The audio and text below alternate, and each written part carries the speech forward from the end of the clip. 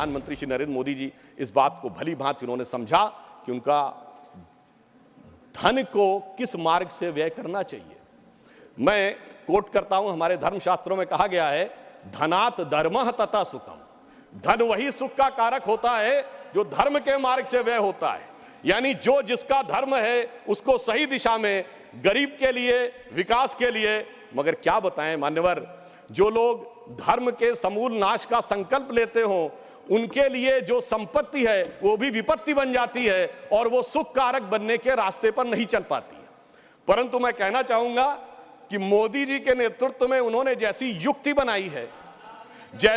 बनाई है उस कारण से जो आर्थिक विपत्ति थी वो अब संपत्ति की तरफ बढ़ती हुई नजर आ रही है।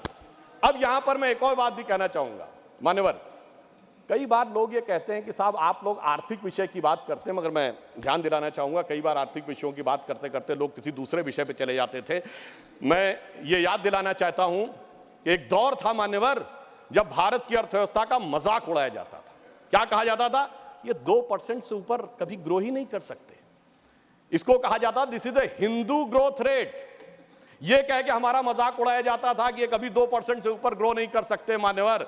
मगर जब से हम लोग आए हैं, यानी जो लोग कहते हैं कि उन्हें हिंदू ग्रोथ रेट ज्यादा अच्छी लगती थी, अब ये 7.8% की हिंदुत्व की ग्रोथ रेट है, क्योंकि अब वो लोग आए हैं जो हिंदुत्व में विश्वास करते हैं। और मैं ये भी एक याद दिलाना चाहता हूं, इसे कोई संयोग माने या दैवयोग माने, मान्यवर जब भारत स्वतंत्र हुआ, इस बार की दीपावली के लिए मैं एक और बात भी कहना चाहूंगा, एक नया परिवर्तन भारत का जानते कैसे आया?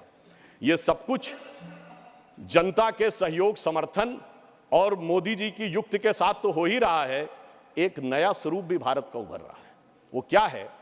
जब मान्यवर देश आजाद हुआ तो उस समय भारत की अर्थव्यवस्था पे ताला लगा हुआ था। हमारे तुरंत विपक्षी लोग कहते साहब कुछ था नहीं, बहुत कुछ हम कर नहीं सकते थे।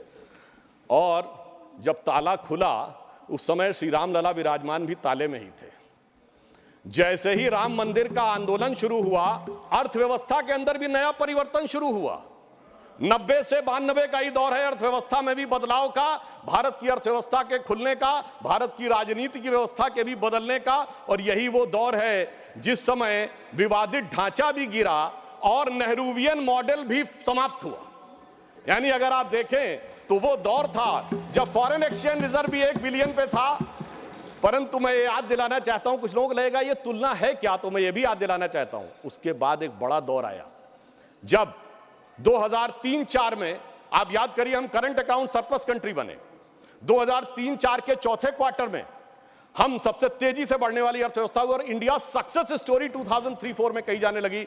यही वो दौर था जब खुदाई हुई और 70 खंबे निकले थे, जहां से साबित हो गया था कि श्री राम लला विराजमान के पास ही वो मंदिर है। अब आप आइए साहब, उसके बाद 2019 में जब जजमेंट आया तो तब 1 बिलियन था, जब खंबे निकले तो फॉरेन एक्सचेंज रिजर्व 100 बिलियन था, अब मोदी जी के नेतृत्व में 500 बिलियन पहुंच गया। और इतना ही नहीं मान्यवर, अब जब राम मंदिर बनने जा रहा है तो हम 5वीं बड़ी अर्थव्यवस्था है, चौथे बड़े स्टॉक एक्सचेंज है, तीसरे बड़े ऑटोमोबाइल मैन्युफैक्चरर हैं, दूसरे बड़े मोबाइल के मैन्युफैक्चरर हैं, इंफ्रास्ट्रक्चर में इन्वेस्ट करने वाले हम नंबर 1 के देश हैं और चांद के छूते कोने को छूने वाले देश भी बन गए। और अब अगर आप देखें तो हम G20 में सबसे ऊपर बढ़ते चले जा रहे हैं। ये कह के मैं सिर्फ ये बताना चाहता हूं, कुछ ऐसे संयोग होते हैं जिनको देखने के लिए एक अलग दृष्टि चाहिए, जिसके लिए रामचरितमानस में एक चौपाई है कि सुमति कुमति सबके उर रही, यानी अच्छी मति और बुरी मति सबके मन में रहती है। नाथ पुराण निगम यह कहीं, ये पुराण और उपनिषद ये बताते हैं। और जहां सुमति तहां संपत्ति नाना, जहां कुमति तहां विपत्ति निधाना। तो इसलिए जो हम धनात् धर्मात् तथा सुखम की दृष्टि के साथ संपत्ति बढ़ते गए, वहां इस देश में संपत्ति आती गई। On the lighter note and on the serious note मैं ये भी कहना चाहूंगा, हम सब चाहते हैं कि भारत वर्ल्ड की नंबर 1 की इकोनॉमी बने और मां लक्ष्मी की कृपा इस देश पे बनी रहे, पर मां लक्ष्मी भी कमल पर ही विराजती हैं।